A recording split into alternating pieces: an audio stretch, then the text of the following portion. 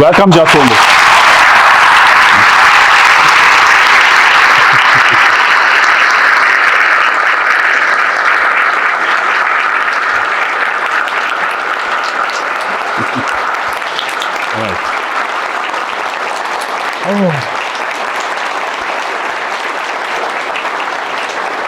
Wow, what a crowd. What a great day. Welcome, everyone. Welcome to Jotform's 20th birthday. And 20 years ago today, Jotform went live. February 17, 2006, Jotform became online. And 20 years later, today we have 35 million users, and we are still growing, and we have such a great team. And we are going to celebrate today with parties around the world, in our offices, here as well. And but before we get to the celebration part, before we get to the party part, I wanted to share some stories from the early days. I don't want to bore you with a speech. Instead, I'm just going to share some stories from the early days of Jotform. And here it is, like most of these stories, you never heard of them. So like I never told these stories publicly or to, even privately. And I think it was a great occasion to look back and just remember, all those stories from the early days.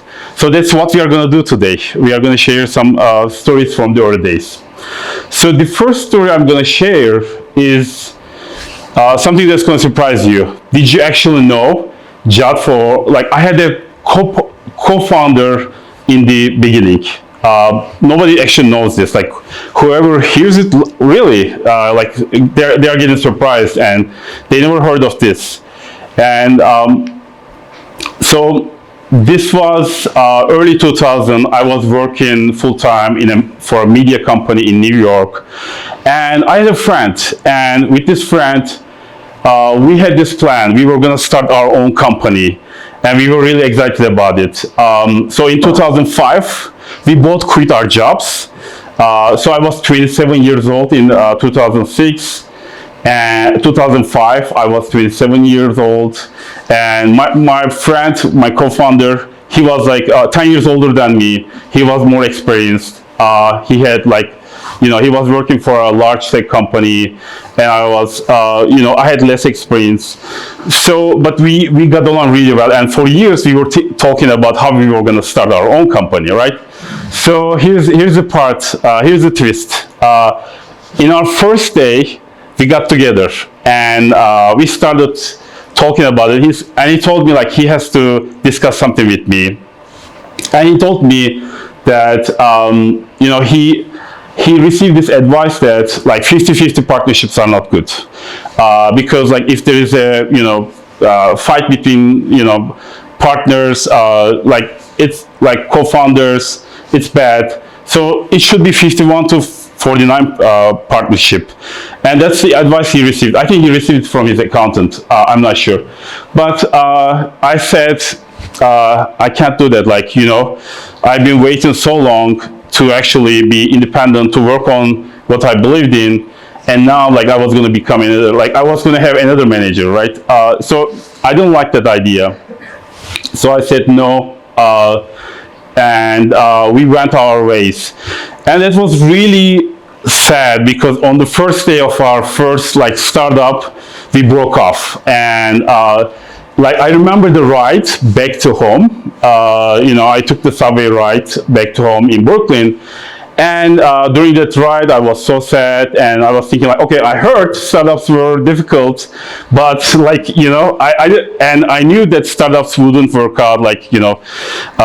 They fail. Majority of startups fail, but I didn't expect to fail in the first day. That was surprising.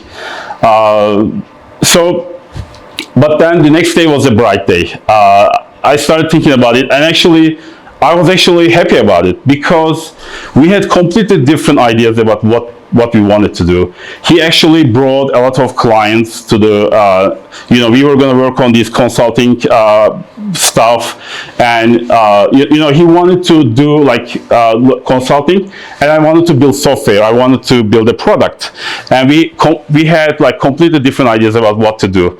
And that's why, it was actually a good thing, because I was able to focus fully on Jotform. I was able to just dedicate myself to Jotform.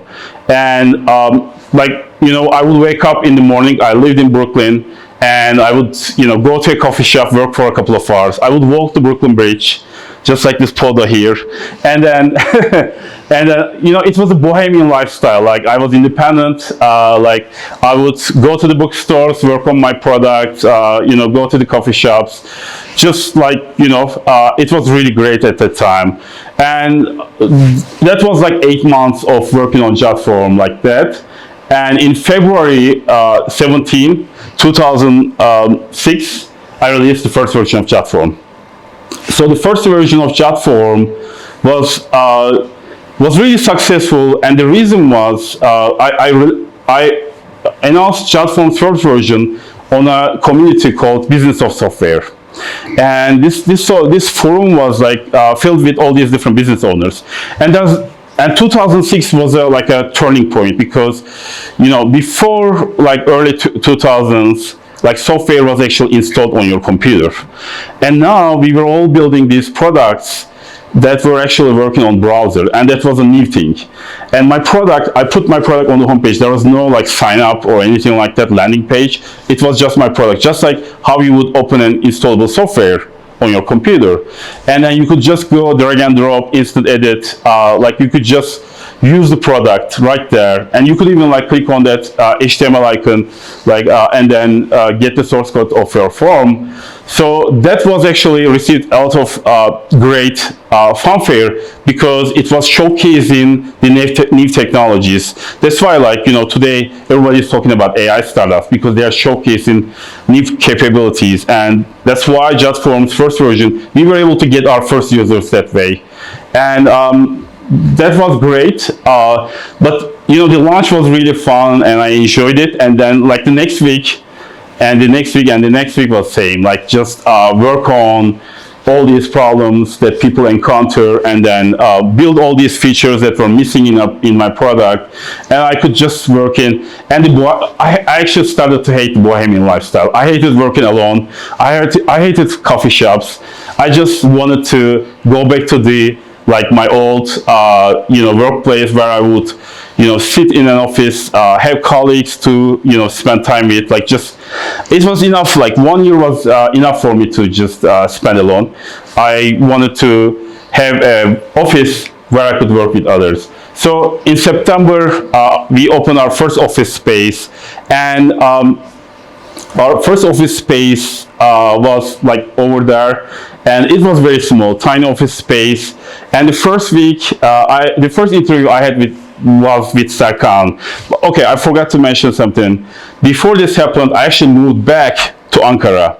So before that, and the reason I moved back was if I was going to hire people, and if I was going to reduce my costs, I had to reduce my costs. And moving back with my parents in Ankara, just completely eliminated all my costs, right? I didn't have to care about food or accommodations, right? I just and then I started my first office space, and then hired my first employee. The next week, Serkan started, and we hit it off right when we interviewed. He was also excited about JavaScript. He was also excited about building web apps, and he did some stuff. He was just a recent graduate from Bill Kent, and he wanted to really excited about this idea. So the first project we started working on was Jotform 2.0, and Jotform was completely free at this time, and so we wanted to add some features, and we wanted to announce our paid version, because so far we have been earning nothing. We haven't been earning, it was all my savings until this point, and we needed to, if we were going to grow, we needed to start earning money. And we worked on it for 6 months. We released the Jotform 2.0. But I was still not sure. I knew that 15,000 people were actually using Jotform at that time for free, and I knew that a lot of people found it useful, but I had no idea if people would pay for it. Right? That was something that would prove that this would be a viable business. Still, 2 years into starting working on Jotform, I earned nothing, and I needed to prove that this would be a real business. Okay, and then that's what happened. On the first day, we released Jotform 2.0, and then we sent an email to those 15,000 users in March 2007, and then a university from Spain bought Jotform Premium. That was like $9 per month at that time. And then someone from the UK, and then someone from the East Coast, someone from the West Coast. So the rest is the history. Out of those 15,000 people that were using the free version, we were able to get like 500 of them to upgrade to the paid version. And that was a proof enough to move forward with our business. But it was not an easy first years. The first 5 years were still a big struggle. So the first year it was all me. Second year I hired Serkan. Third year I hired Stegun. And then we were like only growing by 1%. At the end of the 5 year, we were only 5, right? We were very slow. So the first quarter of Jotform is very slow, but we are focused on like really making it better, improving our product. And so it was very slow years. But those slow years actually taught me great things about, like, they were really useful because they taught me how to build a good product with a small team.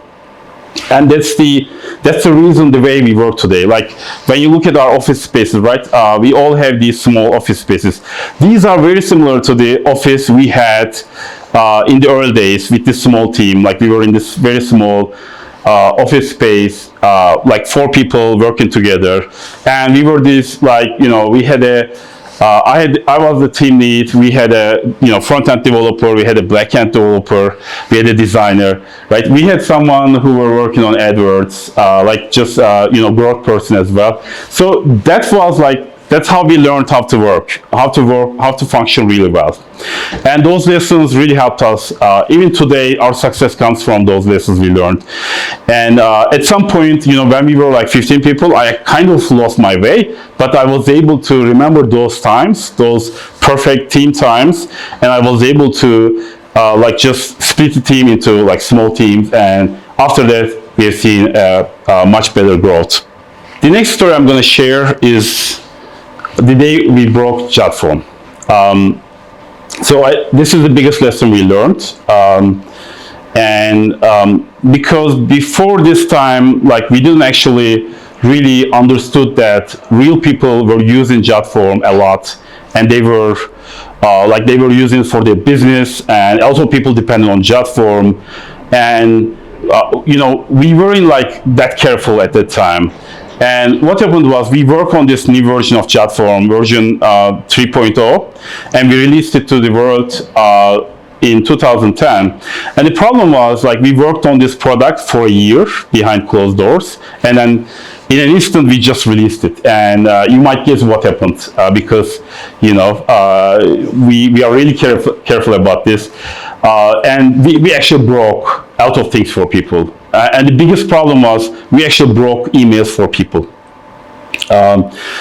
We broke emails for people because people depended on these emails, and then we completely changed the emails.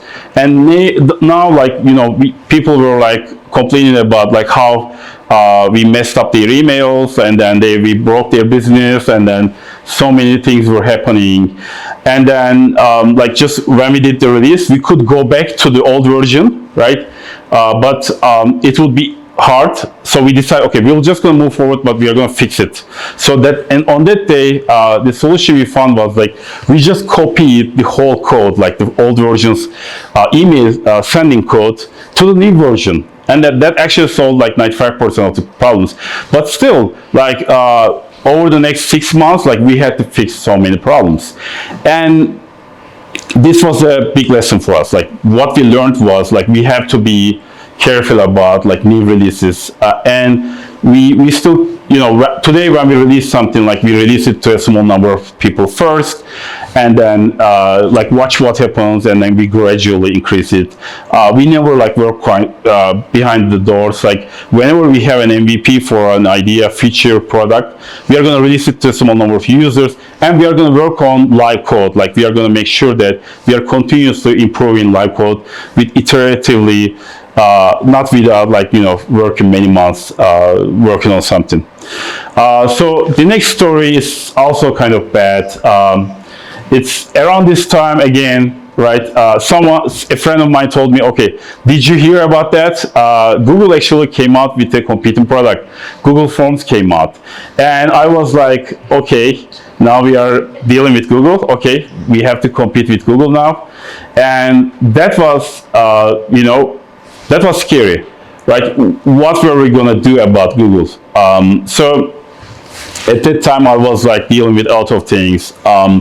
And like I was spending all my day like doing customer support, like, and I felt like I might have like, you know, left my eye off the ball. So I decided that I was gonna like just really, you know, take over, make sure that we are building a product 10 times better than Google. That's what we had to do to beat Google, right? So that the solution was like more delegation and automation. We delegated, for example, like instead of doing customer support all day, I actually delegated things to Upwork. Like I had like 5 consultants, contractors on Upwork, and just gave them the task. And so, and we automated many things in our business, the way we built our products, and we made so many changes at that time. Another bad story, like there are so many of them. Like I had to remove some of them. Just and this one is like this one is actually my son's favorite Podo slide, because he loves the ninja special agents. Like, so this is the day when you know, U.S. Secret Service shut down Jotform. Yeah, that really happened. That's not a you know, that's a real story. So this was 2012, and like one day we were having this hackathon, and like, you know, everything was great. The future looked shining, and we were really excited about everything. And then I was gonna just leave the office, but just wanted to check my email for the, you know, for one last time. And then when I checked my email, I saw that there was this email from GoDaddy abuse department, and they said, okay, you know, we are suspending your domain name, and if you want to talk about it, here's the phone number for the Secret Service agent. And I was like, what? So what am I going to do? Okay, I called the numbers, I left voice messages, no one was answering back. Okay, we got together as the team was small, right? And we got together, we brainstormed what can we do. And we started thinking about like what solution we can apply. And so what we did was we made sure everything worked at jotform.net. And we made sure that forms are working and everything. And I prepared an email to send everyone, because hundreds of thousands of forms were just going to vanish into the, like people were going to lose their forms. It's going to be crazy. Like we were going to lose everything. And so I prepared this email. I was actually very open. Like I told that the US government decided to suspend our domain name, and like, you know, you just have to switch your forms to jotform.net. That's the only thing we can do right now. And I was completely open, because I didn't know what else to do. Like just you know, I was also in shock. And so we did everything we could. We made sure everything was working on this domain name. So we made sure everything worked well on this domain name, and just we went home. And when we went home, like I felt like I couldn't sleep, right? But I actually slept. But when I woke up, I felt like I didn't even sleep at all. Like just I was so stressed, and I just wanted to clear my mind. So every morning, as I did, I just launched Hacker News to see what's happening, like just to clear my mind. And we were actually on top of the Hacker News. There were like 200 comments. People were angry. People were saying like, you know, how can government shut down a domain name for just one form? How can they do this? And it turns out that like one of the people who received the email actually, and I also had like a blog post with the same content, and it's actually like posted on Hacker News, and there were 200 comments. They were all supporting us. They were all angry at the suspension, and then this started actually showing up on the news, like tech news, like Ars Technica. There was Forbes. There was Wired. Tech Dirt. Like it was showing up on a lot of sites, and it took them like two days. We didn't actually see our domain really go down because of all the caching in the domain name system. So we were kind of lucky. It didn't fully went down, but it went down for some people, definitely. And but after 2 days, like one of the reporters actually told me he just talked to the Secret Service spokesperson, and then they said, okay, they were going to release our domain name, and that was it. We never actually heard from them about like which form caused this suspension or anything like that. And there was a lot of support at that time. Even like the Wikipedia founder like contacted me and supported us, and so that was a close call. And but we continued to live. And when I think back of all these like early years, I think the biggest turning point was 2015. And I think the reason is like we moved into this building and moved into these office spaces, and we were able to actually we designed our office spaces to be able to work the way we worked previously when we were like this small company, exactly like a startup, just like how we worked as a startup. And we were able to apply that, starting with our product teams. And then, and 2015, all these people who changed Jotform came to 2015, 2016 are the years they came in, and we built Jotform version 4, which also made a huge difference. So I think that's like a biggest turning point in our history that made the big difference. So I'm going to finish my stories with one last story, but this one is a little bit more personal. This is, again, in the early days, like when we were in this small office space. And at that time, I didn't own a car, so I would actually walk like 15 minutes to the bus stop, and then take the bus and walk another 15 minutes to my home. And I would actually do this. And I didn't own a home, like just I had a rental, and then I took the bus and I would walk, an hour every day, which was actually very healthy.